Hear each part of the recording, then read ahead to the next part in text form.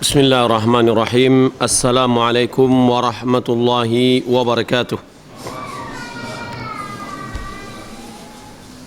Innal hamdalillah nahmaduhu wa nasta'inuhu wa nastaghfiruh wa na'udzu billahi min shururi anfusina wa min sayyiati a'malina. Man yahdihillahu fala mudilla lahu wa man yudlil fala hadiya lahu. Wa asyhadu an la ilaha illallah wahdahu la syarika lah. Wa asyhadu anna Muhammadan abduhu wa rasuluh. Allahumma salli wa sallim ala nabiyyina Muhammad wa ala alihi wa sahbihi ajma'in. Amma ba'd, kaum muslimin dan muslimat rahimani wa rahimakumullah. Alhamdulillah, segala puji bagi Allah Subhanahu wa taala atas segala nikmat dan karunia yang selalu dilimpahkannya kepada kita. Selawat serta salam semoga dan anugerah kepada Allah Subhanahu wa taala kepada Nabi kita Muhammad sallallahu alaihi wasallam. Allahumma salli ala Muhammad wa ala ali Muhammad. Pagi ini kita akan membahas bab baru dari kitab Tauhid. Qala al-Imam Syekhul Islam Muhammad bin Abdul Wahhab fi kitabih Kitab Tauhid, babu man hazala bi syai'in fihi dzikrullahi awil qur'ani awil rasul wa qawlillahi ta'ala wa la in sa'altahum la yaqulunna innama kunna nakhudu wa nal'ab qul abillahi wa ayatihi wa rasulihi kuntum tastahzi'un. At-Taubah al-ayatu 65. وعن ابن عمر ومحمد بن كعب وزيد بن أسلم وقتادة دخل حديث بعضهم في بعض أنه قال رجل في غزوة تبوك ما رأينا مثل قرائنا هؤلاء أرغب بطونا ولا أكذب ألسنا ولا أجبن عند اللقاء، يعني رسول الله صلى الله عليه وسلم وأصحابه القراء. فقال له عوف بن مالك كذبت ولكنك منافق، لأخبرن رسول الله صلى الله عليه وسلم. فذهب عوف إلى رسول الله صلى الله عليه وسلم ليخبره، فوجد القرآن قد سبقه، فجاء ذلك الرجل إلى رسول الله صلى الله عليه وسلم وقد ارتحل وركب ناقته، فقال يا رسول الله إنما كنا نخوض ونتحدث حديث الركبان نقطع به عناء الطريق. قال ابن عمر كأني أنظر إليه متعلقا بنسعة ناقة رسول الله صلى الله عليه وسلم، وإن الحجارة لتنكب رجليه وهو يقول إنما كنا نخوض ونلعب. فيقول له رسول الله صلى الله عليه وسلم أبالله وآياته ورسوله كنتم تستهزئون، لا تعتذروا قد كفرتم بعد إيمانكم. ما يلتفت إليه وما يزيده عليه. Imam Syekhul Islam Muhammad bin Abdul Wahhab dalam kitab Tauhid, dia membuat bab orang yang bermain-main dengan sesuatu yang di dalamnya terdapat menyebutkan Allah atau Al-Quran atau Rasul. Firman Allah Subhanahu wa taala, wala in sa'altahum la yaqulunna innama nakhudu wa nal'ab, innama kunna nakhudu wa nal'ab.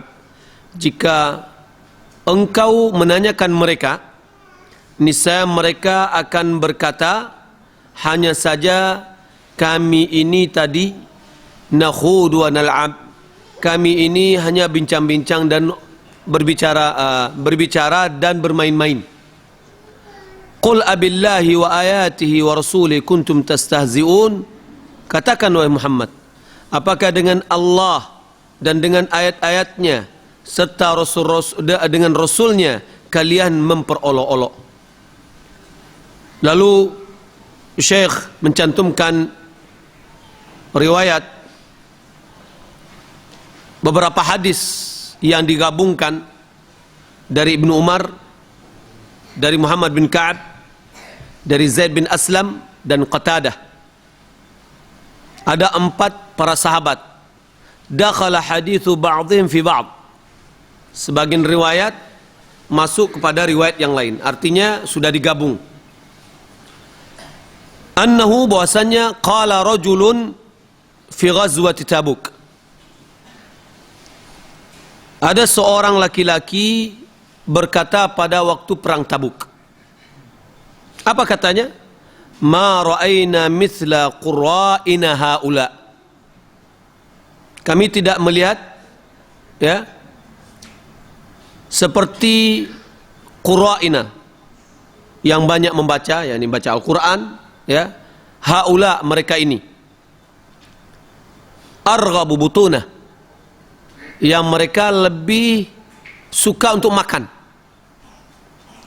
Wala akdzabu alsinan, orang yang paling berbohong lidahnya. Wala ajbanu inda liqa, tidak juga yang paling penakut ketika bertemu dengan musuh. Maksudnya, ya, kami tidak pernah melihat seperti mereka itu yang lebih suka makan, yang lebih pendusta, dan lebih penakut.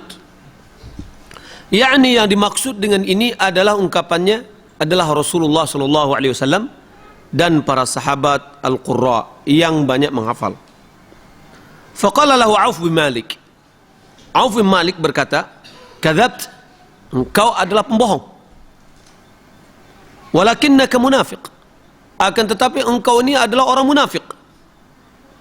La ukhbiranna Rasulullah SAW, niscaya atau pastilah aku akan memberitahukan, melaporkan kepada Rasulullah SAW." Lantas Auf datang kepada Rasulullah SAW dan memberitahukan cerita tersebut. Fawajada al-Qur'ana sabaqahu atau qad sabaqahu. Dia lihat, tahunya Al-Quran telah mendahulunya turun Al-Quran. Ya. Faja'a dzalika ar-rajul ila Rasulillah sallallahu alaihi wasallam qad irtahala wa rakiba naqatah. Datanglah orang tadi yang berbicara tadi kepada Rasulullah sallallahu alaihi wasallam, di mana Rasulullah telah naik di atas ontanya, kemudian dia sudah mulai jalan. Faqala ya Rasulullah, lalu orang tadi mengatakan, ya Rasulullah, innama kunna nakhudu wa natahaddath haditha rukman. Hanya saja kami itu hanya nakhud, ngomong-ngomong aja, ya. Dan kami berbicara-bicara orang yang sedang melaksanakan perjalanan, ya. Yakni omongan untuk menghibur, kata dia, naqta'u bihi ana at-tariq. Dengan omongan itu kami menghibur diri sehingga hilanglah rasa capek dan letih dalam perjalanan. Qala Ibnu Umar yang juga meriwayatkan hadis ini, dia mengatakan, ka'anni anzuru ilaihi muta'alliqan binas'ati naqati Rasulillah sallallahu alaihi wasallam. Sungguh aku telah melihat bahwa orang tadi bergantung dia dengan tali unta Rasulullah sallallahu alaihi wasallam. Wa innal hijarata latankabu rijlaihi, dan batu pun menusuk kakinya, kerikil menusuk kakinya. Wa huwa yaqul, dia mengatakan, innama kunna nakhudu wa nal'ab, kami itu hanya bincang-bincang dan ngomong-ngomong begitu saja, main-main, ya, artinya tidak serius. Fa yaqulu lahu Rasulullah sallallahu alaihi wasallam, lalu Rasulullah sallallahu alaihi wasallam bersabda, abillahi wa ayatihi wa rasulihi kuntum tastahziun, apakah dengan Allah, dengan ayat-ayatnya, dengan Rasulnya kalian memperolok-olok? La ta'tadiru, janganlah kamu minta maaf. Artinya tidak ada maaf bagimu, tidak ada alasan lagi. Qad kafartum ba'da imanikum, sungguh kalian telah kafir setelah kalian beriman. Lalu ma yaltafitu ilaihi wa ma yaziduhu alaih, Nabi tidak menoleh ke orang tadi dan tidak menambah ungkapan melebihi dari itu. Kaum muslimin dan muslimat yang dimuliakan oleh Allah Subhanahu wa taala, bab ini menunjukkan kepada kita bahwa memperolok-olok Allah, memperolok-olok ayat-ayatnya, memperolok-olok Rasul itu bertentangan dengan tauhid. At-tauhidul khalis fil qalb. Tauhid yang jujur, tauhid yang murni, tauhid yang tulus itu ada di hati. Malahan dia adalah dasar pokok tauhid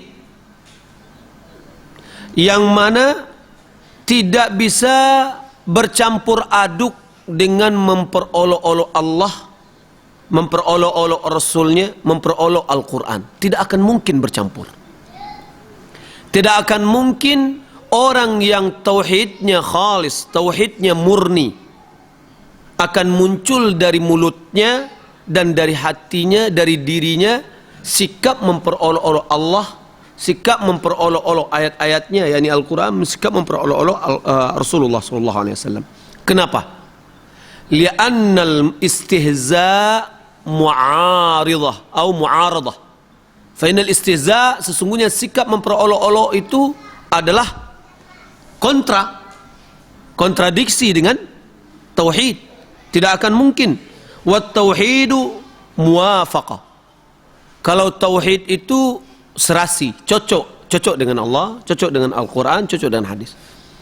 Kalau istihza' mu'aradah, beristihza' juga ada unsur di situ menantang, tidak cocok, ya.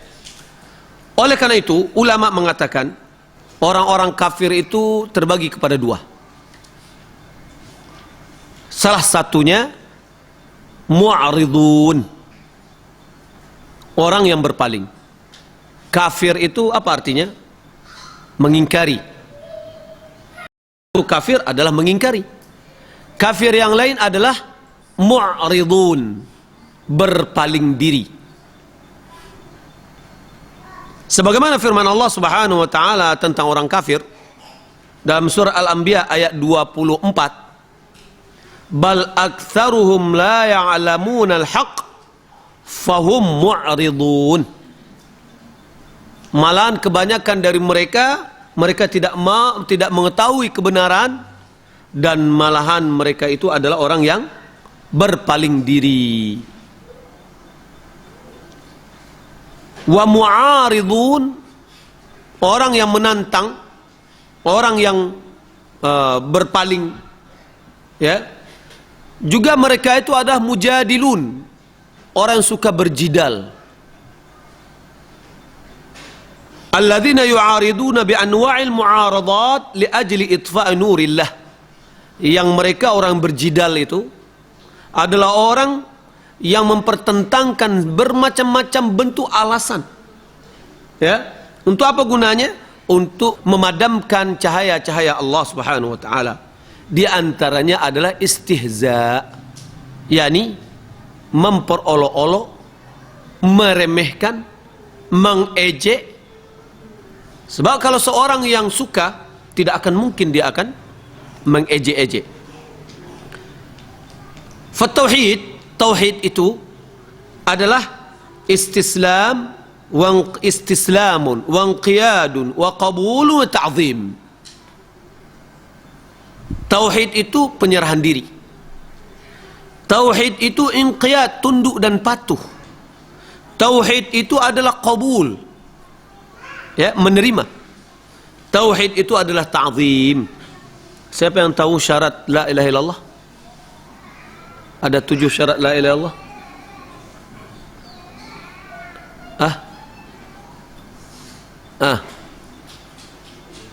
Mana ya ikhwan? Silakan. Yang pertama apa? Yang pertama apa? Al-ilmu. Al-ilmu munafin lil jahl. Berilmu, yakni yang mengikis habis kebodohan terhadap makna la ilaha illallah. Baik, yang kedua.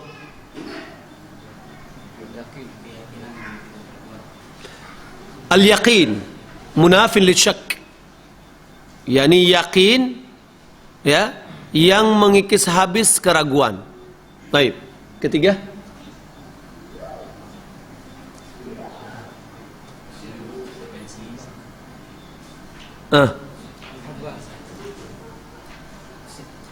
as-sidqu munafin lish?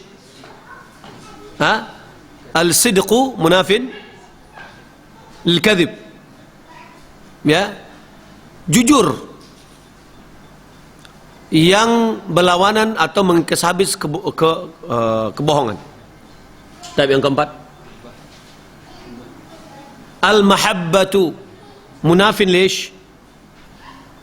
Yang mengikis habis al-bughd, rasa benci. Ya, udah berapa? 4. Yang kelima, al-qabul munafin lish? Al-qabul munafin lish?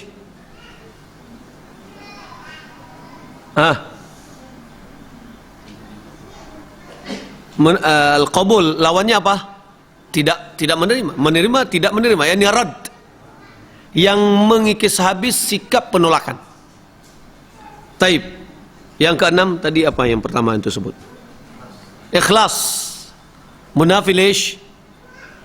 Syirk, ketulusan, keikhlasan yang mengikis habis syirik, bentuk syirik. Yang terakhir, sudah mencintai tadi, mahabbah. Apa tunduk? Tunduk dan patuh. Apa bahasa Arabnya tunduk patuh? Al-inqiyad munafin lish? Lawannya apa? Yang mengikis habis sikap tidak tunduk, apa namanya? Tark. Ya, tark, yang membiarkan, tidak mau dia tunduk. Taib. Syekh bin Baz rahimahullah ta'ala, dia tambah syarat yang ke-8. Siapa yang tahu? Al-kufru bit-taghut, mengingkari taghut. Ini ada 8. Ini harus kita hafal ya ikhwan. Yang pertama, berilmu yang mengikis habis kebodohan. Yang kedua, al-yaqin yang mengikis habis rasa keraguan. Kemudian ikhlas yang mengikis habis bentuk syirik. Yang keempat, al-mahabbatu, rasa cinta yang mengikis habis rasa kebencian. Kemudian as-sidqu, jujur yang mengikis habis rasa kadhib, pendustaan. Kemudian al-qabul, penerimaan yang mengikis habis sikap untuk menolakkan, yakni munafil lirat. Kemudian tunduk dan patuh atau al-inqiyad, mengikis habis, ya, tidak tunduk, yakni at-tark, meninggalkan ajaran, ya. Kemudian mengingkari taghut. Baik. Di sini kita lihat tauhid, berarti di situ ada istislam, penyerahan diri. Tauhid, konsekuensi dari tauhid itu adalah inqiyad, tunduk patuh kepada Allah. Qabul, menerima. Ta'zim, mengagungkan Allah Subhanahu wa taala. Sementara al-haz wal istihza, memperolok-olok, melecehkan, meremehkan, mengejek-ejek, memain-mainkan, ya, bisyai'in fihi dzikrullah wal Qur'an wal Rasul mu'aradah.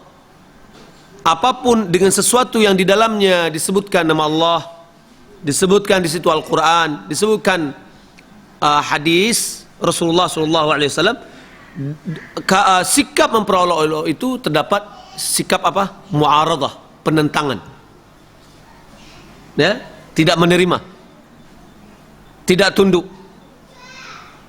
tidak memuliakan dan tidak mengagungkan. Li'anna munafil ta'zim, dan ini bertentang dengan pengagungan. Ada enggak orang yang menghormati bapaknya, dia katakan dia menghormati bapaknya, tapi bapaknya diejek? Berarti tidak menghormati. itu adalah merendahkan martabat bapaknya. Nah, mengejek-ejek dengan mengagungkan tidak akan seiring. Ada orang misalkan dia mengejek-ejek, lalu kita tegur, jangan mengejek. Oh enggak, saya mengejek-ejek itu sebenarnya untuk mengagungkan. Itu enggak benar. Ya, omongannya sebetulnya enggak benar. Baik. Oleh karena itu, mengejek-ejek, memperolok-olok yang di dalamnya tercantum atau disebutkan nama Allah atau Al-Quran atau Rasul, menjadi sikap itu menjadikan pelakunya jatuh kepada kekufuran akbar. Kenapa jatuh kepada kufur akbar kepada Allah Subhanahu wa taala? Karena tidak akan mungkin muncul memperolok-olok Allah, Rasulnya, Al-Quran dari hati yang bertauhid. Ya, saya ulangi, karena tidak akan mungkin sama sekali muncul memperolok-olok Allah, Rasulnya, Al-Quran dari hati yang bertauhid. Malahan sikap ini muncul, ya, mesti muncul dari dua orang jenis. Kalau tidak yang pertama orang munafik, kalau tidak yang kedua adalah orang musyrik. Kalau orang yang mukmin tidak akan mungkin, orang yang bertauhid tidak akan mungkin ada sikap memperolok-oloknya. Oh, bukankah dia muslim? Boleh jadi KTP-nya muslim. Bukankah orang munafik itu menampakkan dia muslim tapi menyembunyikan kekufuran, tidak ada keimanannya kepada Allah Subhanahu wa taala. Maka itu yang menyebabkan dia memperolok-olok Allah Subhanahu wa taala atau Rasulnya atau Al-Quran. Babu man hazal. Al-hazl lawan dari jid. Thalathun jidduhunna jiddun, hazluhunna jid. Ada tiga perkara yang sungguh-sungguhnya menjadi sungguh-sungguh, yang main-mainnya menjadi sungguh-sungguh. Siapa yang tahu? Talak, nikah, talak, rujuk. Dalam riwayat yang lain, nikah, talak, itq, memerdekakan budak. Maka hati-hati bagi yang sudah menikah, ya, talak itu jangan diperolok-olok. Perolok-olok ini maksudnya jangan dipermain-mainkan. Sedikit talak misalkan dijadikan bahan ultimatum. Jangan. Pulsa kita jadi 3 cuma. Ya, senjata kita cuma 3. Kalau jadikan ultimatum sedikit nembak, ya, habis pelurunya nanti. Ya, terpaksa senapang ini dipakai oleh orang dulu. Taib. Bentuk hazal ini ayyatakallam bikalamin fihi al-hazl wal istihza wal aib imma wal la'ib imma billahi wa bil qur'ani atau bir rasul. yakni seorang berbicara dengan perkataan di dalamnya ada unsur olok-olok, ejek, main-main, ya, baik dengan Allah atau dengan Al-Quran atau dengan Rasul, dengan 3 poin. Perkataan Syekh yang mengatakan babu man hazala bi syai'in, ba di sini apakah dia disebutkan ba bi syai'in tersebut hiya allati yuzkar ba'daha wasilatul hazal atau ba allati yuzkar ba'dal mahzulu bihi? Apakah bisyai'in tadi dengan sesuatu, bahwa sesuatu itu menjadi wasilah serana olok-olok, atau sesuatu itu adalah objek olok-olok? Keduanya ini berbeda, ya. Ada yang dia tidak olok-olok itu bukan menjadi objek, tetapi hanya sebagai sarana. Atau yang diejek itu adalah objeknya. Menurut yang pertama, yang kelihatannya, kalau kita lihat makna yang lebih dekat itu adalah kepada yang kedua, bahwa mengejek-ejek tadi itu maksudnya itu adalah objek yang diejek. Menurut pendapat yang pertama, bahwa dia itu adalah wasilah, sarana, bahwa annahu dzakarallahu bisyai'in fihi hazl. Dia menyebut Allah tapi sedikit dalam bentuk main-main. Dia sebut nama Allah, dia sebut Al-Quran, dia sebut Rasulullah, tapi dengan cara main-main. Yang kedua, ya, bahwa orang yang memperolok-olok tadi betul-betul yang dicari, yang dijadikannya olok-olok itu adalah Allah atau Al-Quran atau Rasul, ya. Maka yang lebih dekat dalam permasalahan ini, dalam bab ini adalah bagian yang kedua, bahwa memang Allah yang diolok-oloknya, atau Al-Quran yang dioloknya, atau Rasul yang diolok-oloknya.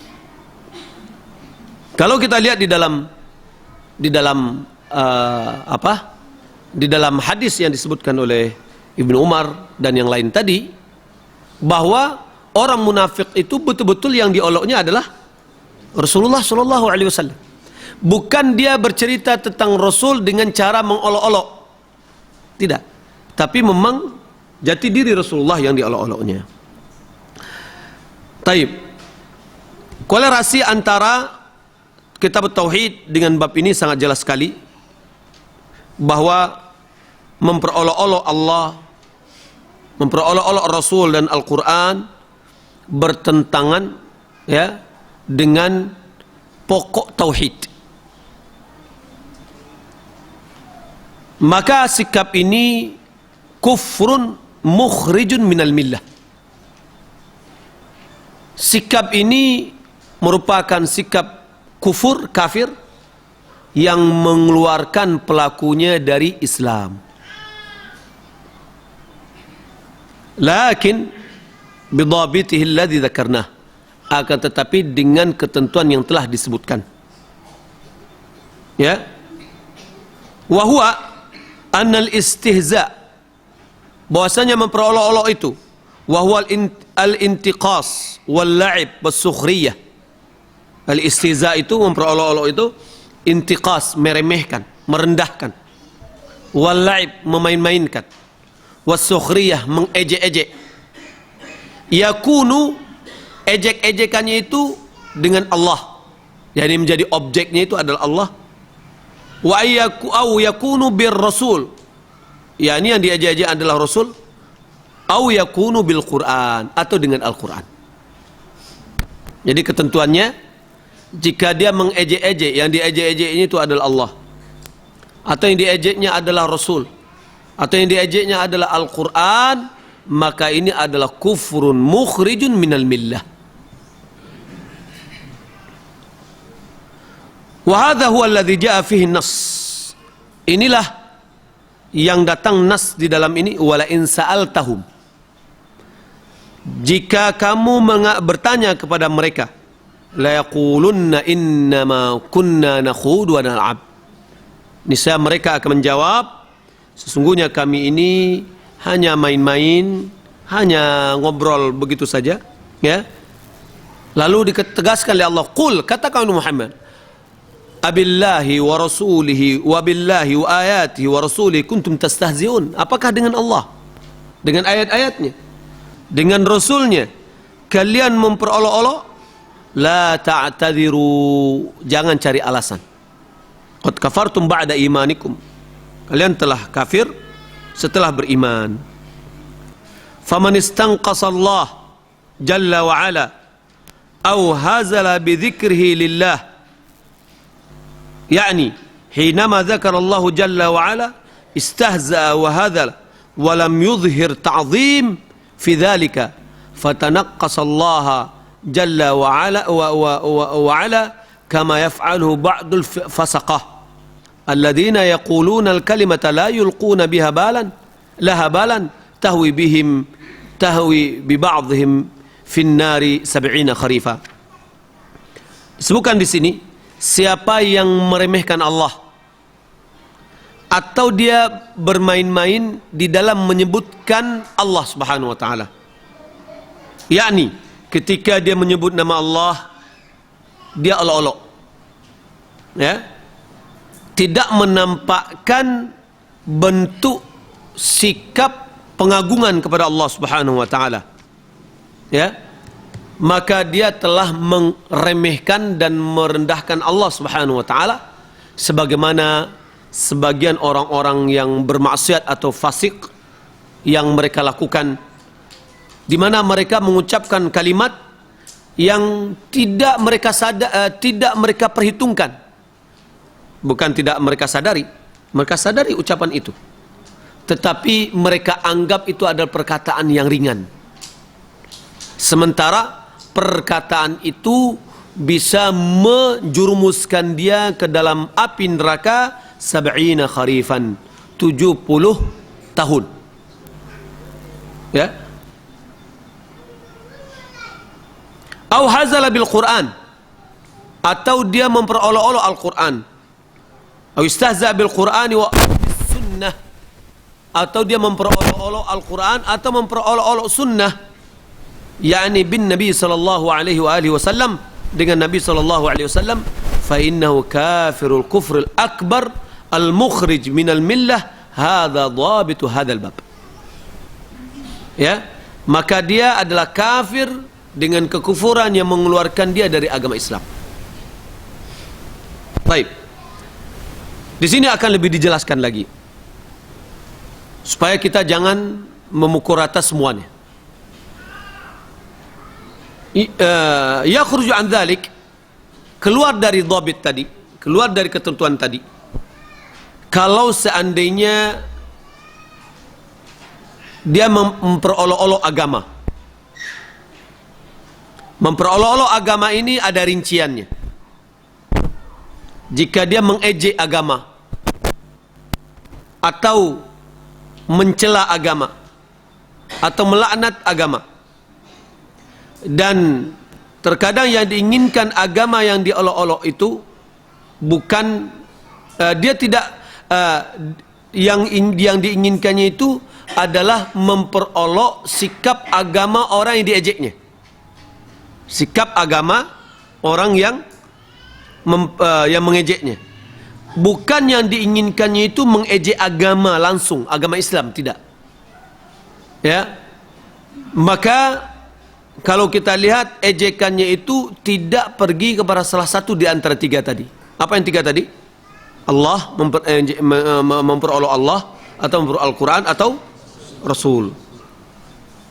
Maka kalau seandainya tidak kembali kepada salah satu di antara tiga, maka dia tidak menjadi kafir besar.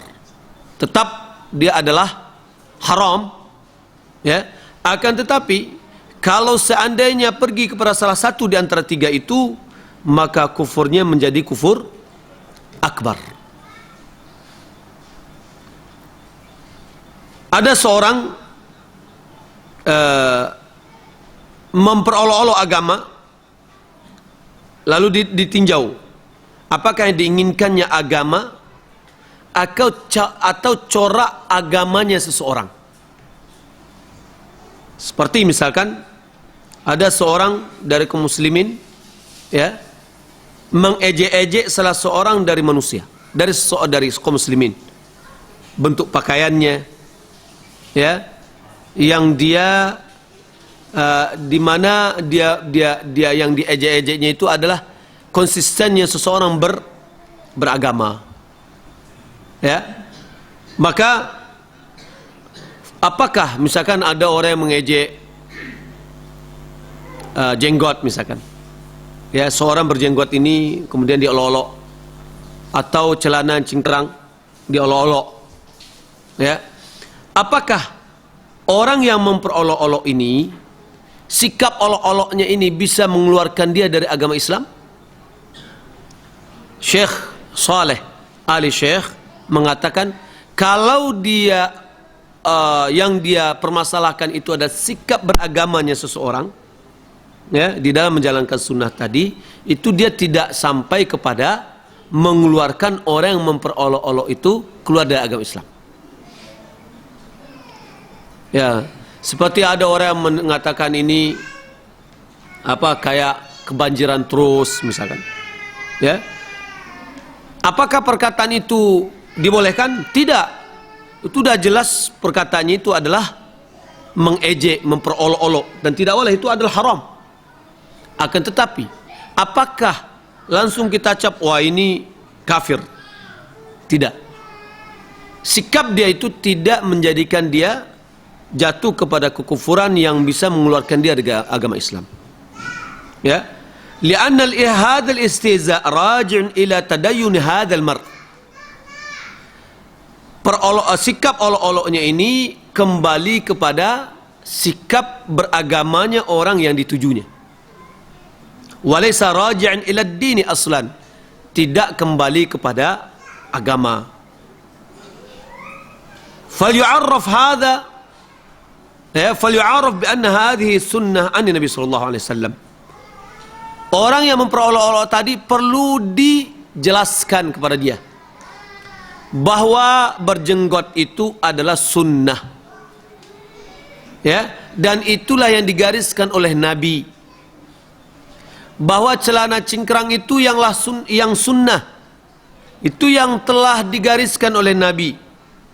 Fa idza alima annahu sunnatun, kalau seandainya dia sudah tahu, oh ya saya tahu, baru tahu saya itu adalah sunnah, ya, boleh jadi pertama dia mendengarkan omongan dari orang, dia omongin apa yang diomongin oleh orang, dan dia tidak tahu bagaimana derajatnya kedudukan sunnah tersebut, kita ajarkan kepada dia. Ya, maka oleh karena itu perlu kita sikap sabar di dalam menjalankan agama ini. Kadang-kadang dalam sikap kita sehari-hari ada orang yang memperolok-olok kita. Ya, hendaklah dengan baik, dengan lapang dada, dengan pikiran yang dingin, kita jelaskan kepada mereka. Begitu juga mungkin dengan ibu-ibu yang pakai jilbab yang besar, yang lebar, ya, atau ibu-ibu yang pakai cadar. Hendaklah dijelaskan kepada orang yang mengkritisi. Jangan kita menjauhi. Jangan kita langsung mengambil sikap mencap. Wah, ini enggak benar. Ya, wah ini kufur. Wah ini enggak. Kita langsung kita katakan, oh ini adalah orang yang musuh sunnah. Belum. Ya, sampai kita ajarkan kepada mereka ini adalah sunnah dengan cara yang baik, sampai dia tahu, sampai wa aqarra bidzalik, lalu dia mengakui, dia tahu dan mengakui bahwa itu adalah sunnah. Ya, wa anna Nabi sallallahu alaihi wasallam fa'alahu, bahwasanya Nabi melakukan itu atau Nabi menyuruhnya. Kalau dia sudah tahu, kemudian muncul dari dia memperolok-olok tersebut, ya, mengejek-ejeknya, mengejek-ejek orang-orang mengikuti sunnah tersebut dengan ilmunya, dengan pengetahuannya bahwa itu adalah sunnah, dan dia sudah mengakui itu adalah sunnah, ya, maka sikap ejeknya itu pada saat itu baru dia pergi kepada Nabi kita Muhammad sallallahu alaihi wasallam. Dia sudah tahu itu adalah sunnah.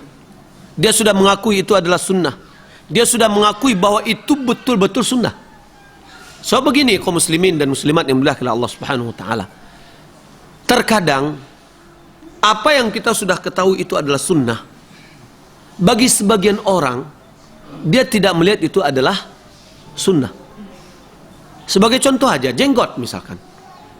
Banyak orang-orang intelektual sekarang ini dia menganggap itu tidak sunnah. Dengan sikap itu dia memperolok-olok orang untuk yang berjenggot. Apakah kita katakan dia kafir? Hah? Tidak. Belum bisa kita katakan kafir.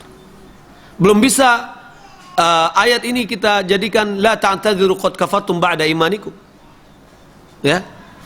Kapan baru jika kita hilangkan syubhat darinya bahwa ini betul-betul sunnah, jenggot ini betul sunnah, kita berikan argumen, paham dia, tahu dia, dan dia akui itu adalah sunnah. Setelah itu baru muncul sikapnya memperolok-olok, baru di sini ya, sikap dia yang memperolok-olok itu tujuannya adalah Rasulullah Shallallahu Alaihi Wasallam. Nah, ini perlu kita hati-hati. Ya, banyak sekali masyarakat kita yang pada saat ini tidak mengerti tentang agamanya, tidak mengerti mana yang sunnah. Ya, sunnah di sini bukan artinya sunat. Ya, yang jika dikerjakan berpahala, tidak dikerjakan tidak apa-apa. Bukan. Maksud sunnah ini adalah tradisi yang telah ditetapkan oleh Nabi, yang biasa dilakukan oleh Nabi, yang Nabi mengajak kepadanya. Ma'uthir ala Nabi sallallahu alaihi wasallam qaulin aw fi'lin aw taqrir. Setiap yang didapatkan dari Nabi, baik perkataan atau perbuatan atau takrirnya, ini yang dimaksud dengan sunnah ini. Maka hendaklah kita jelaskan kepada mereka. Banyak masyarakat kita yang tidak mengerti tentang sunnah itu. Nah, maka kita jangan langsung cepat mencap, ya, wah ini musuh sunnah, karena dia tidak tahu mana yang sunnah. Maka di sini sangat diperlukan sekali kaum muslimin dan muslimat, kita harus berilmu. Oke, kita beramal, ya, setelah kita mengetahui, tapi dituntut sekali kita lebih banyak tahu dengan apa yang kita amalkan itu. Kalau bisa dengan argumentasi. Kenapa? Boleh jadi orang yang bertanya kepada kita, bagaimana kita menjelaskannya? Apakah kita oh ya, karena ustaz saya lihat dia melakukan itu, saya tahu ustaz saya itu suka dengan sunnah, maka saya lakukan aja. Saya pernah dengar pengajian dia dua mengatakan ini adalah sunnah, gitu ya. Nah, bagaimana kita akan menjelaskan kepada orang? Nah, di sini dituntut kepada kita untuk berilmu. Apa argumentasi dalam masalah jenggot misalkan? Atau apa argumentasi akhwat dia berjilbab lebar dalam? Apa argumentasi bagi akhwat yang pakai cadar? Apa argumentasinya? Ya, hendaklah dia mengetahui itu, sehingga ketika orang lain mengkritisinya dia sampaikan dengan cara yang baik.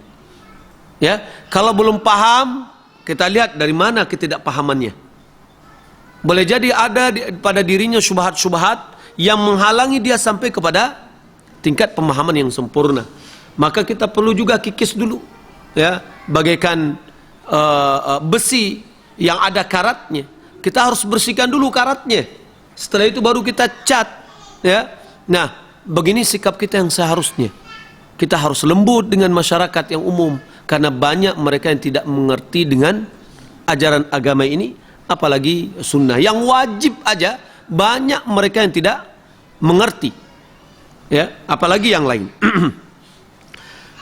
Sekali lagi, kalau seandainya dia sudah tahu itu adalah sunnah, ya, itu adalah sunnah, maka tidak boleh dia mengejek-ejek. Kalau dia ejek-ejek, maka ejekan ini tertuju kepada Rasulullah Shallallahu Alaihi Wasallam. Kalau seandainya kita kurang tahu dengan permasalahan itu, kita mengetahui dari beberapa orang itu adalah sunnah, ya, sebaiknya jangan kita menolak, jangan kita mengingkari. Kalau belum sampai ilmu kita, jangan kita mengingkari. Kalau kita melihat banyak orang yang melakukan sunnah tersebut, ya, dengan argumen-argumen telah sampaikannya kepada kita. Di dalam muqaddimah kitab Syarah Aqidah Tahawiyah dikatakan di situ bahwa seseorang dia mengatakan itu adalah, saya tahu itu adalah sunnah, tapi saya belum mampu melakukannya. Itu lebih baik daripada dia mengingkari yang diiringi dengan tidak mau menjalankan. Dia tidak mau menjalankan, tidak sesuai dengan hawa nafsunya, lalu dia tolak dengan mengatakan, itu tidak ada sunnahnya dulu. Ya, Sementara kita tahu orang tadi mengasih argumen kepada kita hadis yang sahih, ya. Maka sikap kita yang lebih baik adalah bagi orang yang belum mampu adalah tetap dia itu akui sebagai sunnah. Nah, mudah-mudahan Allah Subhanahu wa taala memberikan keteguhan hatinya untuk bisa menjalankannya. Begitu juga istihza, memperolok-olok kalimat-kalimat yang ada, ya, di dalam Al-Quran, boleh jadi itu akan muncul kepada Al-Quran itu sendiri.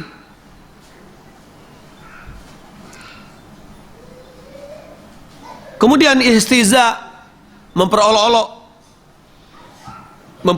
dengan Allah Subhanahu wa taala, memperolok-olok Allah, atau memperolok-olok sifatnya, memperolok-olok nama-namanya, ya. Maka atau memperolok-olok Rasul, memperolok-olok Al-Quran, ini menjadikan kufur.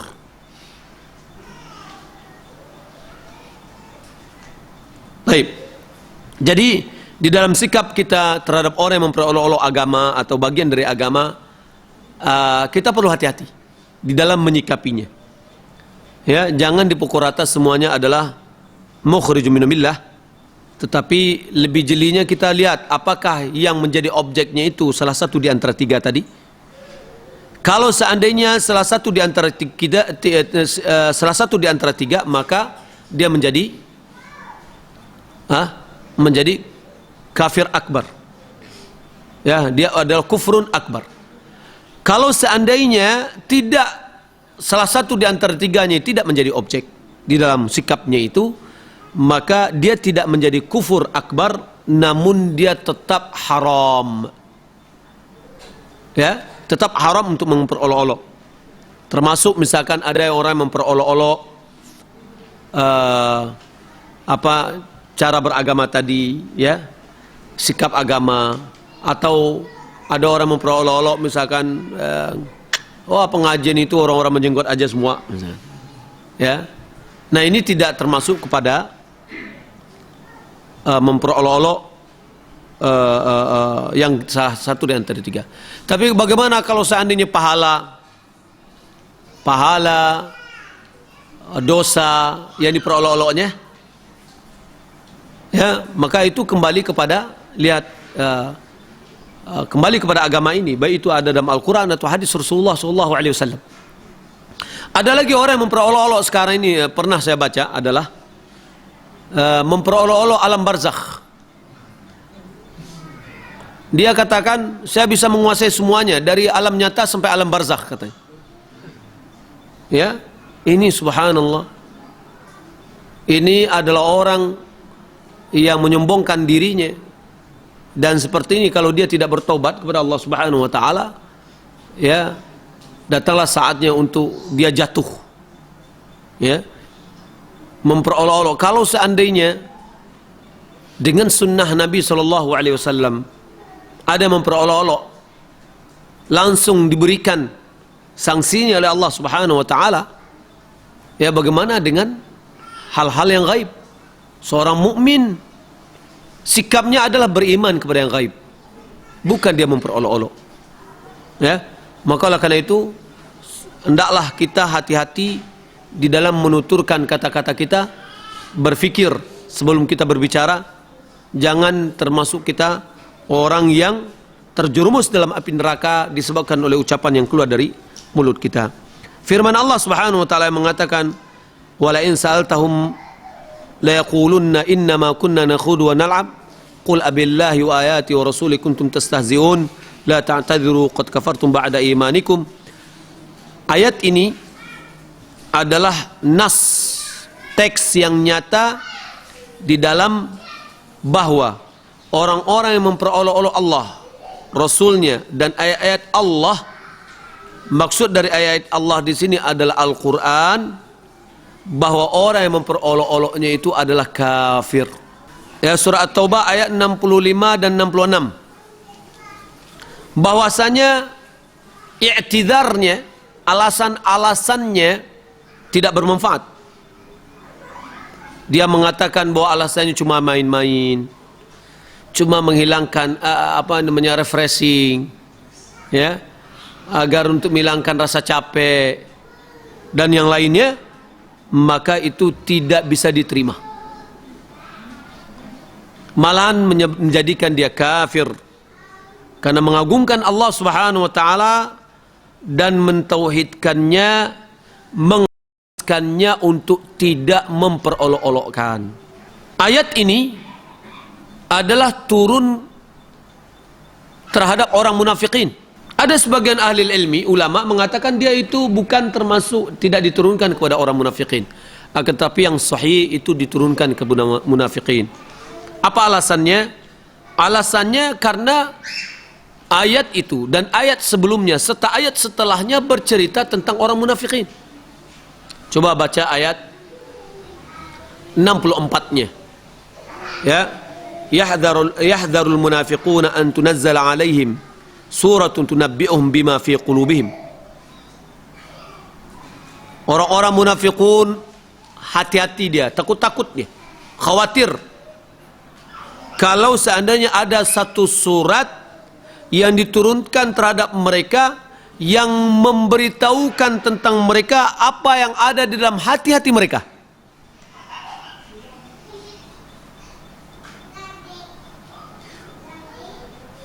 Qul istahzi'u, katakan Muhammad, silakanlah kalian beristihza. Ya, innallaha mukhrijum ma kuntum tahdhurun. Sesungguhnya Allah akan mengeluarkan apa yang kalian takuti. Sehingga diturunkanlah surat Al-Munafiqun. Ya, khusus satu surat untuk orang munafik. Jadi ayat ini ya adalah ayat yang diturunkan oleh Allah Subhanahu wa taala terhadap orang munafikin. Redaksinya sebelumnya tentang munafikin dan setelahnya juga tentang munafikin. Jadi topik pembahasannya adalah orang munafikin. Jadi sikap memperolok-olok terhadap agama ini indikasi atau indikator bahwa orang yang memperolok-olok itu adalah orang yang di hatinya ada kemunafikan. Kenapa? Karena orang yang bertauhid, kalau betul-betul dia orang yang beriman, tidak akan mungkin sikap memperolok-olok itu muncul dari dirinya sama sekali. Kalau seandainya mereka memperolok-olok, kita sudah tahu langsung bahwa dia tidak mengagungkan Allah Subhanahu wa taala. Ya. Kalau dia memperolok-olok, ini menunjukkan tauhidnya hilang, tidak ada. Ya, karena sikap memperolok-olok itu menghilangkan sikap pengagungan. Maka oleh karena itu yang wajib yang dilakukan oleh seorang muslim, terkhusus talabatul ilm, orang-orang yang penuntut ilmu, hendaklah mereka waspada dan hati-hati terhadap ketergelinciran lidah. Karena kebanyakan dari orang-orang yang berbicara, dia berbicara dengan ungkapan yang dia tidak perhatikan, yang terkadang di situ ada unsur memperolok-olok. Ya, mungkin berdebat misalkan, atau diskusi atau yang lainnya, ya, muncul leceh omongannya, melecehkan Allah, melecehkan Rasul, melecehkan sunnah. Dan ini tidaklah pantas bagi seorang penuntut ilmu, tidaklah pantas bagi seorang yang beriman. Karena Rasulullah SAW juga mengatakan, wa inna rajula la yatakallamu bil kalimati la yulqi biha balan yahwi biha fin nari 70 kharifan. Seorang berbicara dengan satu kata yang tidak diperhatikannya, dianggapnya suatu hal omongan yang biasa. Ya. Tahu-taunya omongannya itu menjerumuskannya ke dalam api neraka 70 musim. Seorang hamba wajiblah dia mengagungkan Allah. Dia tidak menuturkan kata-kata kecuali dengan ungkapan yang sudah dia pahami apa yang akan keluar dari mulutnya. Tidak ada dari satu kata pun yang muncul dari lidah kita kecuali ditulis ma yalfidhu min qaulin illa ladaihi raqibun atid. Tidak ada satupun ungkapan yang keluar dari mulutnya kecuali sudah ada yang siap untuk mencatatnya. Lidah adalah penyebab seorang masuk ke dalam kebinasaan. Sebagaimana yang diingatkan oleh Nabi SAW kepada Mu'adz. Lalu Mu'adz mengatakan, "Au mu'akhiduna ya Rasulullah bima naqul?" Apakah kita ini akan disiksa dengan apa yang kita ucapkan? Rasulullah mengatakan, "Thaqulatka ummuk ya Mu'adz, wal yakubun nasa fin nari ala manakhirihim, au qala ala wujuhihim illa hasaidu alsinatihim." Kata Nabi SAW, ibumu telah kehilangan anak. Wahai Mu'adz, bukankah manusia itu disungkurkan dalam api neraka di atas hidung, di hadapan hidungnya atau di hadapan wajahnya, disungkurkan wajahnya terkelungkup ke bawah, kecuali disebabkan oleh hasil yang dipanen oleh lidah-lidah mereka. Nah, karena itu dalam hadis yang lain Nabi SAW mengatakan, siapa yang menjamin bagiku di antara dua bibirnya dan di antara dua pahanya, aku akan jamin baginya surga. Apa yang di antara dua bibir? Lidah. Apa yang di antara dua paha? Kemaluan. Siapa yang bisa menjaga keduanya itu, maka aku akan menjaminnya masuk surga, kata Rasulullah SAW. Maka lidah adalah anggota tubuh yang paling berbahaya, ya, yang mana kebanyakan dari manusia menganggap enteng.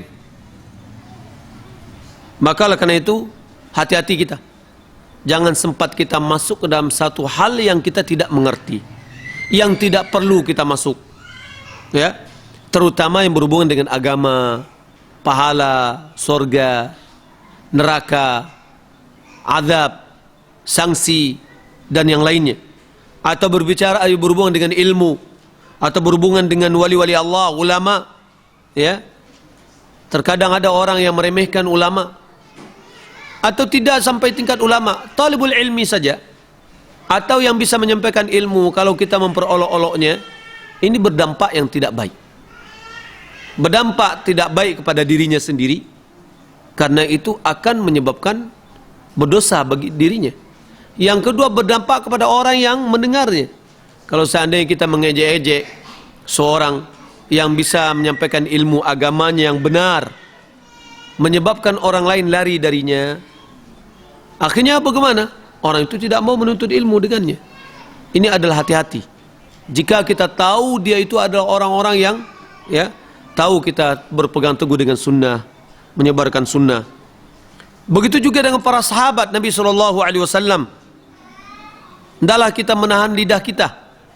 Merupakan bagian dari pemahaman ahli sunnah wal jamaah, bahwa ahli sunnah wal jamaah menahan diri dari apa yang perselisihan yang terjadi di tengah-tengah para sahabat, karena mereka masing-masingnya adalah mujtahid, ya.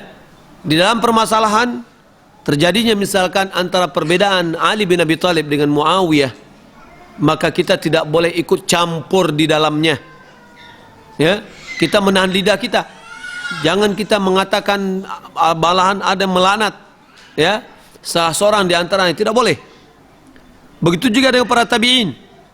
Hendaklah kita menjaga lidah kita dan ulama-ulama kita, ya, sehingga kita betul-betul terjaga dari apa yang membahayakan kita, karena lidah adalah sangat berbahaya sekali, yang bisa menjerumuskan seseorang ke dalam api neraka, dan yang bisa membesarkan kobaran api fitnah juga disebabkan oleh lidah. Mudah-mudahan Allah Subhanahu wa taala menyelamatkan kita dari bahaya lidah, dan orang yang sukses atau orang yang selamat adalah orang yang dijauhkan oleh Allah Subhanahu wa taala dari bahaya lidahnya. Demikian, mudah-mudahan bermanfaat. Wassallallahu ala Muhammad wa ala alihi wa sahbihi ajma'in. Ustaz, bagaimana hukumnya bila seseorang diajak untuk solat lalu ia menjawab labihkan sajo yo? Bagaimana seharusnya kita bersikap kepada orang yang demikian? Mengajak orang ke solat itu sangat penting sekali. Ini termasuk amar ma'ruf, ya, mengajak orang kepada kebaikan.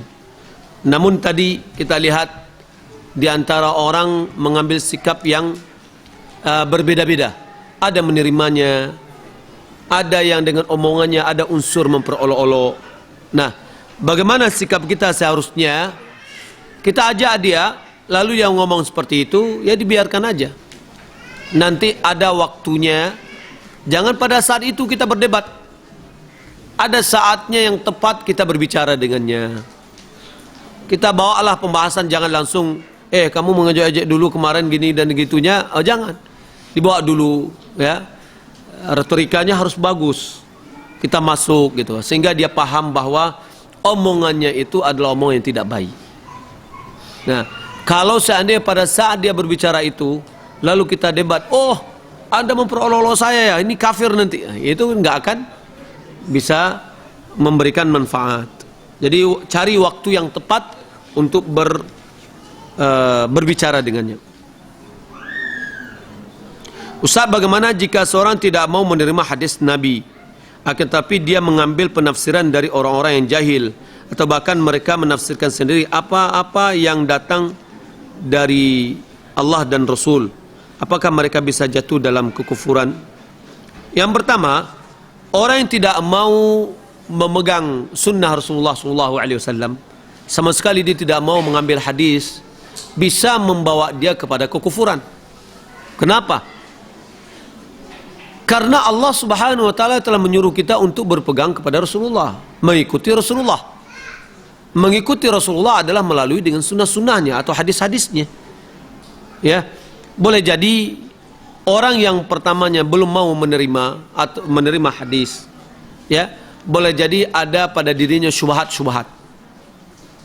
Ya, maka ini perlu kita tinjau, ya. Tapi kalau dia bersikukuh, dia hanya, ada lagi orang mengatakan saya hanya berpegang kepada Al-Quran, ya, tidak kepada sunnah.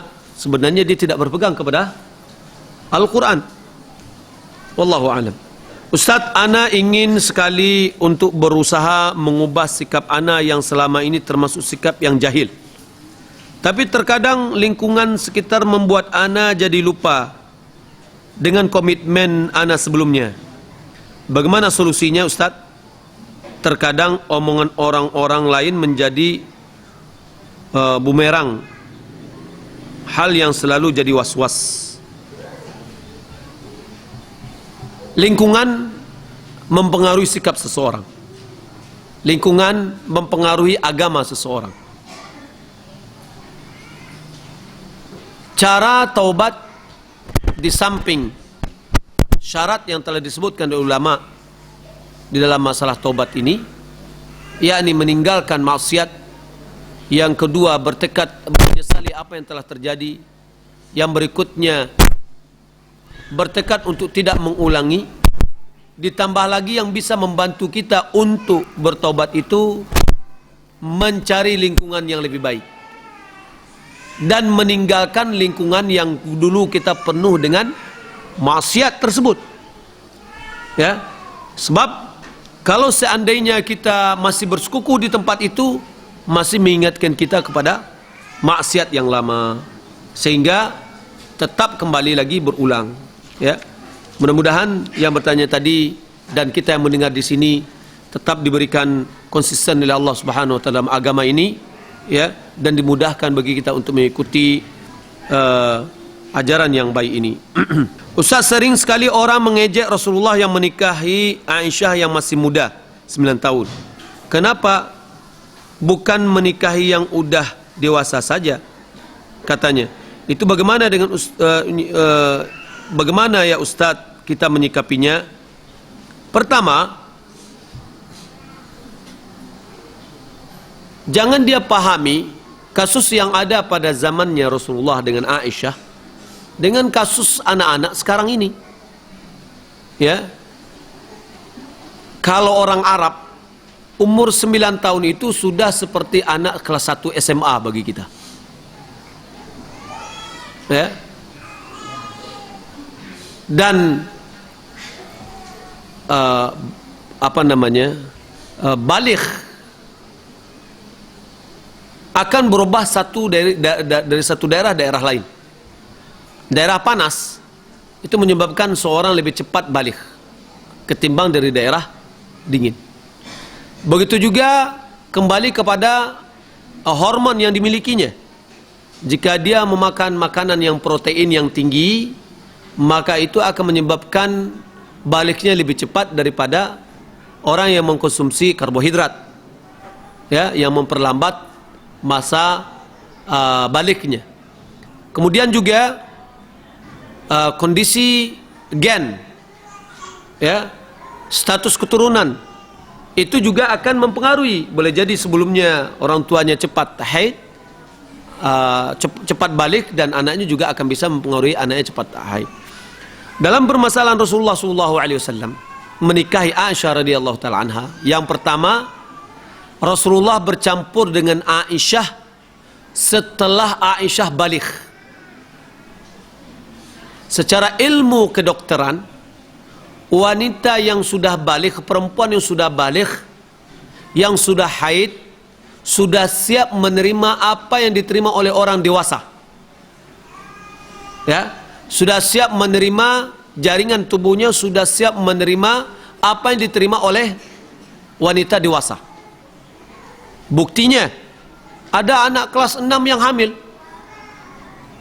Ya, karena dia berzina dengan kawannya, boleh jadi kelas 1 SMP, ya.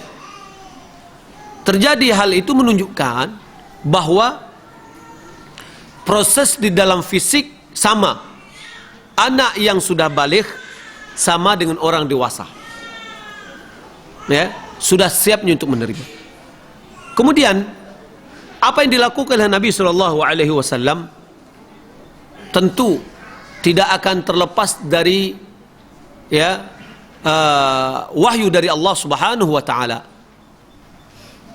Kalau seandainya yang dilakukan oleh Nabi ini adalah satu kesalahan, tentu Allah Subhanahu wa taala menegurnya. Sebagaimana dalam firman Allah Subhanahu wa taala dalam surah Abasa wa Tawalla, bagaimana sikap Nabi SAW untuk berharap orang-orang kafir Quraisy, tokoh-tokoh Quraisy untuk masuk Islam. Ya, lalu dia berharap untuk bertemu dengan mereka dengan baik, sementara beliau mengabaikan orang yang buta yang ingin mendapatkan hidayah. Ditegur oleh Allah Subhanahu wa taala surah Abasa wa Tawalla. Nah, ini menunjukkan bahwa apa yang dilakukan oleh Nabi dan didiamkan oleh Allah Subhanahu wa taala itu menunjukkan bahwa hal itu telah sah dan tidak bertentangan dengan pri kemanusiaan. Ya, karena manusia itu adalah Allah yang menciptakannya. Dan syariat yang disampaikan oleh Allah Subhanahu wa taala melalui Nabi SAW sama sekali tidak bertentangan dengan kemanusiaan dimanapun dan kapanpun. Maka jika ada orang yang memperolok-olok atau mengejek Nabi SAW dan sikap ini perlu kita jelaskan dengan baik. Ya, boleh jadi orang ini datang ejekan itu dari orang-orang yang orientalis, orang-orang barat yang ingin menjatuhkan Rasulullah SAW. Mereka sudah biasa mengejek-ejek karena memang mereka bukan orang Muslim. Ya, khawatir bagi kita yang Muslim yang menerima ilmu dari orang orientalis menyebabkan kita berpemikiran orientalis, yang pemikiran orientalis adalah pemikiran yang kufur. Kalau seandainya pemikiran itu bersarang di hati kita, sementara kita mengatakan seorang Muslim, khawatir kita akan masuk kepada munafik, menyembunyikan kekufuran, menampakkan keislaman. Apakah hukum berkhitan bagi wanita dan pada umur berapakah sebaiknya dilakukan? Terjadi perbedaan pandang ulama dalam masalah khitan wanita. Perkataan jumhur adalah sunnah. Sunnah dengan artian lawan dari wajib. Ya, yakni yang melakukan boleh, yang tidak melakukan boleh. Adapun laki-laki sunatannya wajib. Kapan dilaksanakan? Dilaksanakan terserah. Ya, melihat boleh waktu kecil, ya, dan boleh waktu misalkan sebelum balik atau setelah balik pun boleh. Wallahu a'lam. Hikmah dari sunnatnya wanita, ulama mengatakan itu lebih mengontrol gejolak syahwat wanita. Kalau ada peraturan sekarang melarang wanita itu untuk disunat, dan itu adalah keputusan dari lembaga internasional, kita khawatir ini ada unsur yang lain di belakangnya. Kalau wanita ini tidak disunat, ya, sementara hikmah dari sunat itu adalah mengontrol, bukan menghilangkan, mengontrol, ya, sehingga rasa malunya masih ada. Khawatir nanti perempuan yang mengejar laki-laki, ya, maka kalau perempuan sudah mengejar laki-laki, akan terjadilah fahisyah, maksiat merajalela di mana-mana. Dan ini yang diinginkan oleh orang barat terjadi di kalangan masyarakat muslim. Wallahu a'lam. Apakah harta yang kita minta kepada orang tua kita sementara kita adalah orang yang telah beristri dan beranak, termasuk kepada hutang atau harta yang harus diwariskan? Tidak hutang dan tidak harta yang wariskan. Kalau kita minta orang tua kita kasih, berarti sudah milik kita. Tapi kalau kita minta kepada orang tua bilang, ini hutang ya, sementara kita bukan tanggungan dia, berarti itu jatuh kepada hutang. Tapi kalau kita masih tanggungan dia, itu tidak hutang, ya. Adapun termasuk harta warisan kalau dia sudah meninggal dunia, ya, jangan doakan cepat orang tua meninggal dunia. Ustadz, ana rasanya sekarang berkurang sekali iman ana, Ustadz, sehingga ana melihat maksiat itu sudah biasa saja. Mohon nasihatnya Ustadz agar ana bisa kembali. Ya, pertanyaan ini dan bisanya dia menulis pertanyaan ini menunjukkan dia mau pengen kembali. Maka jauhkanlah diri kita dari bermacam-macam maksiat. Apakah teman yang membawa kita terjerumus ke dalam maksiat, jauhilah teman-teman itu. Kalau seandainya di kos kita itu yang membawa kita untuk bermaksiat, pindah kos, ya, cari kos-kos yang tingkat keimanan dari kawan-kawannya lebih tinggi. Wallahu a'lam. Mohon pencerahan atas keraguan. Lebih baik mana? Meninggalkan pasangan hidup suami istri yang tidak menjalankan syariat Islam dan akidahnya, dengan kata lain istri mengajukan talak karena suami tidak mau mendengar perintah istri untuk bertobat, atau menunggu sampai suami mendapatkan hidayah dari Allah dengan niat meninggalkannya karena Allah. Benarkah niat tersebut? Yang paling bagus adalah usaha istri untuk menjadikan suaminya bertobat, ya. Bersabar, kita bersabar, kita ajak dia. Mungkin boleh jadi mengajak suami misalkan dengan orang-orang yang diseganinya, melalui kita pesankan kepada dia untuk bisa menasihati suami, ya. Dan banyak hal yang lain yang memungkinkan kita untuk bisa memberikan solusi atau pintu taubat bagi dia. Dan usaha ini menjadikan ladang pahala bagi ibu, ya, sabar dan berusaha untuk memperbaikinya. Di antara cara memperbaikinya adalah perbaiki sikap kita kepada dia dengan baik. Kalau sebelumnya kita sedikit agak lengah, sekarang lebih kita perhatikan, ya. Kalau seandainya dahulu kalau makan kita suruh bang makalah sendirian kan udah gadang kok. Ya. Nah sekarang kita layani dia, kan kita tungguin. Pas ada waktu-waktu timing yang paling bagus kita berbicara, kita bicara perasaan hati ke hati. Ya. Nah mudah-mudahan itu akan bisa memberikan peluang buka pintu taubat atau awal hidayah bagi dia. Dan mudah-mudahan Allah Subhanahu wa taala memberikan hidayah kepada semua orang. Apakah benar hadis-hadis yang disampaikan oleh Ibnu Taimiyah itu banyak yang dhaif? Syukran, enggak sama sekali. Apakah ada dalil yang membolehkan wanita membaca Al-Quran atau memegangnya dalam kondisi haid dengan alasan program hafalan? Seorang wanita yang masih haid, yang sedang haid boleh membaca Al-Quran tapi dari hafalannya. Kalau memegang mushaf, kata Syekh Albani, kalau seandainya dia memberi alas seperti sarung tangan misalkan, dia boleh memegangnya. Wallahu a'lam.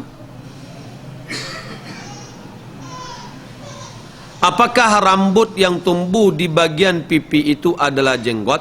Bolehkah dipotong dengan dan mana batas daerah jenggot? Kalau seandainya tumbuhnya di depan, ya seperti di depan pipi di bawah mata, itu tidak termasuk jenggot. Maka itu boleh dipotong. Wallahu a'lam. Adapun jambang, kemudian yang di bawah dagu itu adalah bagian dari jenggot. Apakah ciri-ciri orang yang dikatakan dukun? Dukun adalah orang yang sering mengucapkan atau memberitahukan hal-hal yang gaib. Ya, itu pada umumnya dukun. Ya, takahhana itu adalah meramal apa yang akan datang. Wallahu a'lam.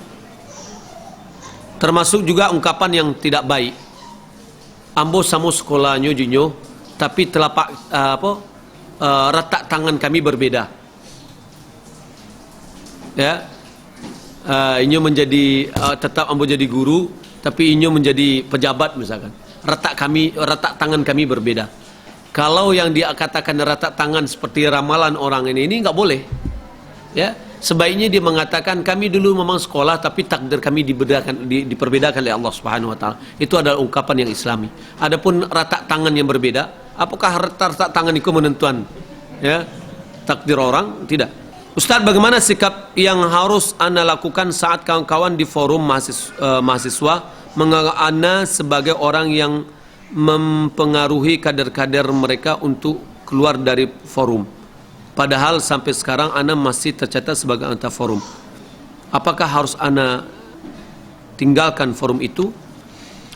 Jika forum itu bisa membawa kepada kebaikan di dalam berdakwah, kita bisa mengajak mereka kepada yang benar, menjadikan forum itu menjadi forum yang lebih baik, silakan di dalam forum itu.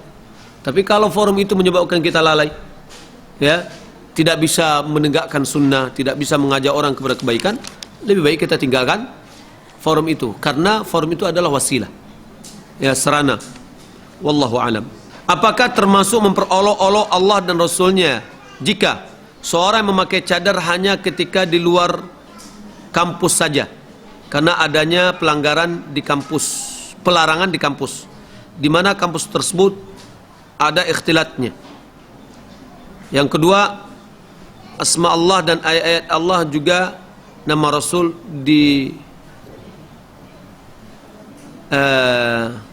ditulis di atas bangunan kuburan. Asma Allah dipajang di sepanjang jalan raya. Kita menyampaikan satu ilmu syar'i kepada orang lain sementara kita belum bisa mengamalkannya. InsyaAllah tidak termasuk dalam memperolok-olok, ya, Allah dan Rasulnya. Tetapi ini perlu disikapi. Yang pertama, memakai cadar, bongkar pasang cadar.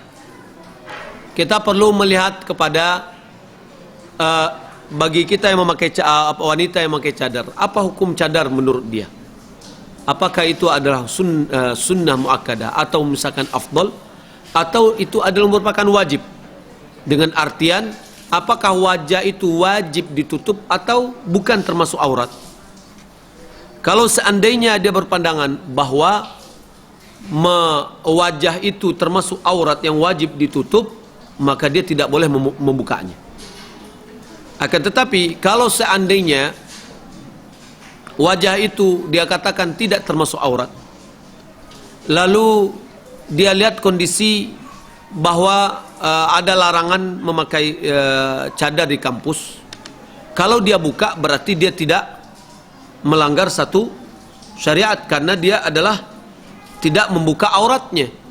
Namun tentu yang lebih afdal dia tetap konsisten berusaha.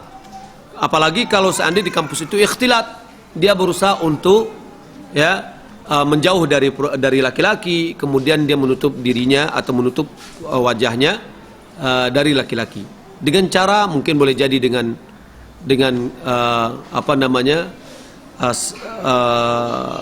kain tangan atau sapu tangan dan yang lainnya, mungkin boleh jadi itu bisa, ya, wallahu alam. Kemudian ayat-ayat Allah atau nama Allah yang ditulis di kuburan itu tidak boleh, karena Nabi SAW dalam riwayat yang dikeluarkan oleh Abu Dawud melarang kita untuk membuat tulisan di atas kuburan, maka itu tidak boleh. Kemudian memajang nama-nama Allah di sepanjang jalan raya, ya, kalau itu adalah untuk tujuan kita adalah mengingatkan orang dengan nama-nama, ya, itu tidak apa-apa. Itu bagian dari ta'lim. Kemudian menyampaikan satu ilmu yang belum diamalkan, ya ini tidak termasuk olok-olok, ya. Sampaikanlah apa yang bisa kita sampaikan, dan kita yang menyampaikan ini juga berusaha untuk mengamalkannya. Wallahu a'lam. Tidak terasa pada hari ini kita telah berada pada penghujung tahun Hijriah. Itu artinya secara otomatis sisa dari jatah umur kita tentu akan berkurang.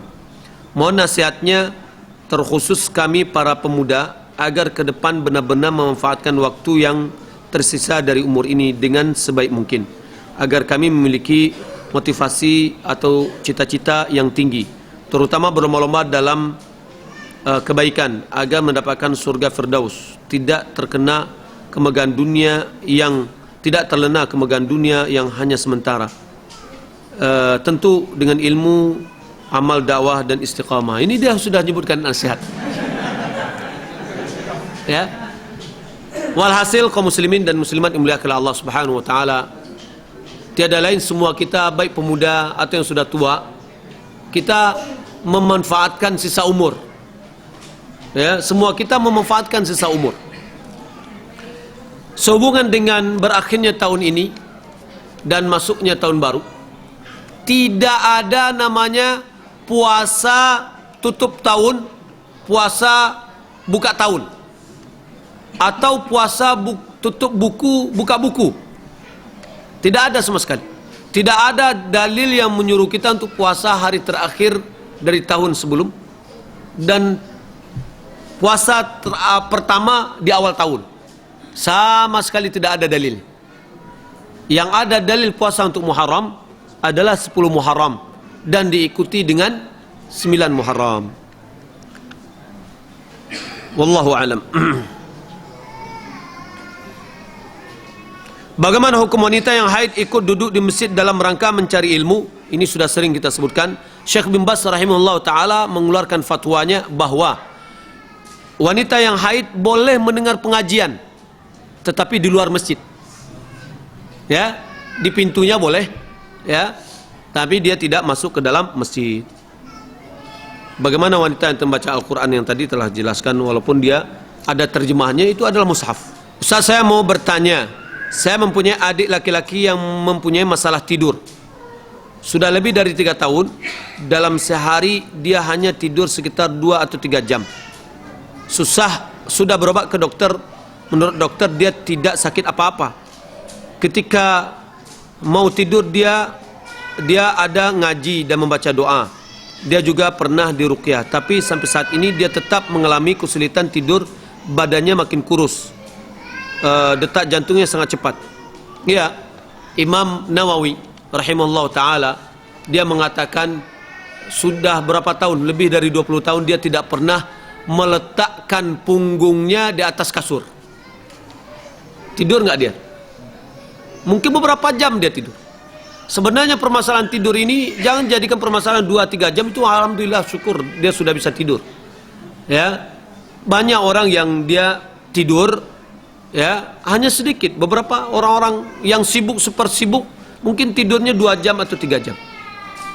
Nah, sekarang permasalahannya adalah jangan dipermasalahkan tidak tidurnya itu. Kalau seandainya dia semakin kurus, kasih dia makan. Ya, vitamin. Dan dia sulit tidur, suruh dia untuk membaca buku. Lebih bermanfaat. Ya, arahkan kondisi dia. Jadi mudah-mudahan Allah Subhanahu wa taala memberikan manfaat, ya. Alhamdulillah diberikan kesempatan tidur tapi sulit, jangan disuruh makan obat tidur. Ya, nanti berefek pada efek yang lain. Jadi arahkan aja. Ya, dikasih dia vitamin, susu kalau misalkan minum 3 kali atau 4 kali sehari, ya. Sehingga badannya tidak semakin kurus. Bagaimana sikap yang harus Ana tunjukkan saat orang-orang lain mengatakan bahwa salafi itu golongan yang hobi membid'ahkan golongan lain? Bilang aja sama dia, silahkan datang ke pengajian, silahkan buktikan apakah betul bahwa dakwah salaf itu suka membidah-bidahkan orang lain. Ya, bagaimana cara berdakwah mahasiswa sebagai pemuda Islam dalam kondisi sekarang? Banyak fitnah syubhat. Banyak. Kita bisa untuk melakukan kegiatan-kegiatan, seminar misalkan, atau talk show untuk mahasiswa, itu sangat bagus sekali. Diskusi. Maka kita bisa gerakkan misalkan di kampus-kampus adanya kajian sekali sebulan misalkan, diajak untuk diskusi dengan topik-topik tertentu, dan itu akan memudahkan dakwah kepada kepada pemuda. Ya, berikanlah metode dakwah kepada mereka sesuai dengan jauh atau lingkungan mereka. Wallahu alam. Di mana seharusnya bagi perempuan solat 5 waktu? Apakah di rumah ataukah di masjid? Dia boleh di rumah, boleh di masjid. Ke masjid dia tidak boleh dilarang. Di rumah lebih baik bagi dia. Nabi SAW bersabda, "La tamna'u ima Allah masajid Allah wa buyutuhunna khairul lahunna." Janganlah dilarang wanita-wanita untuk hadir ke masjid, akan tetapi rumah mereka lebih baik bagi mereka. Apakah perempuan mempunyai batas-batas dalam beribadah kepada Allah? Pada umumnya, setiap hukum yang diberikan kepada laki-laki itu juga diberlakukan kepada perempuan, kecuali batas-batas tertentu. Ya, seperti misalkan jihad. Ya, jihad tidak ada kewajiban bagi perempuan untuk jihad. Yang ada adalah untuk laki-laki.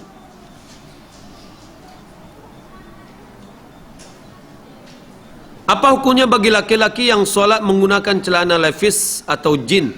Kalau seandainya celananya itu menyebabkan dia terbuka auratnya atau ketat, ya, maka itu tidak boleh. Ya, tidak boleh. Wallahu alam. Ana pernah mendengar hadis yang maknanya lebih kurang Konstantinopel akan dikalahkan oleh kaum muslimin nantinya, dan sebaik-baik pemimpin ialah pemimpin pasukan tersebut.